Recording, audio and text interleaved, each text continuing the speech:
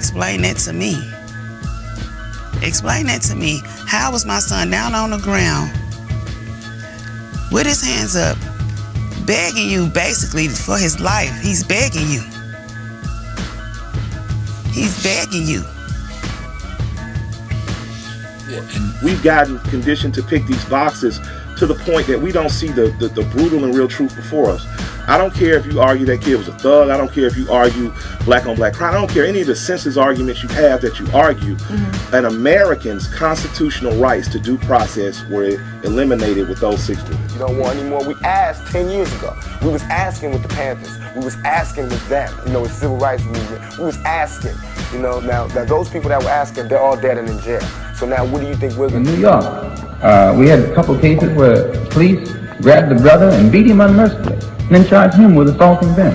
They use the press to make it look like he's the criminal and they're the victim. This is how they do it. And if you study how they do it here, then you'll know how they do it over here. It's the same game going all the time. About racism, and that is that people of color are spilling their guts and doing education to white people. Let me explain to you how you got this wrong. Let me explain to you how you got that wrong. Let me explain, and then we get cross-examined, and it's like, well, maybe your problem is blah, blah, blah, blah, blah. And it's always, racism gets looked at as a person of color's problem, and it's not. Make up a story. That's how much power you have. You can make up a story, and that's my life. And it'll be totally believed. And that's my life. In the blink of an eye, it's extinguished, because that one white person made up a story. Communities of color aren't just making these problems up. It's wrong. What he done, and he knows that he was wrong for what he done. So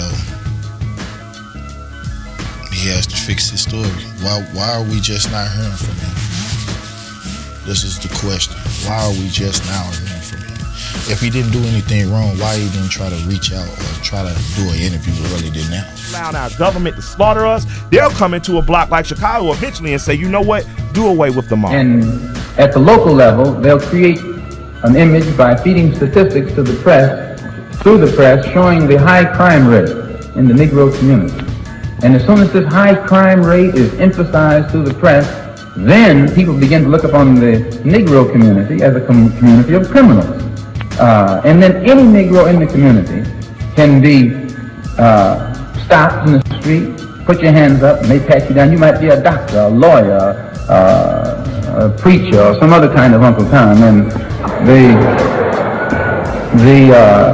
but despite your professional standing, you'll find that you're the same victim as the man who's in the alley. Just because you're black and you live in a black community, which has been projected as a community of criminals. This is done. And once the public accepts this image also, it paves the way for a police state type activity in the Negro community. They can use any kind of brutal method to suppress blacks because they're criminals anyway.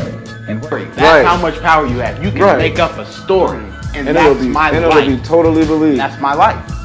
In the blink of an eye, it's extinguished, because that one white person made up a story. Explain that to me. Explain that to me. And we shouldn't be angry.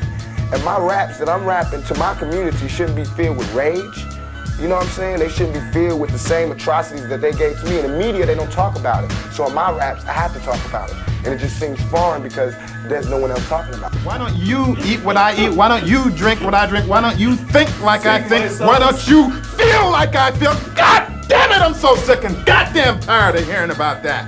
I'm sick of that.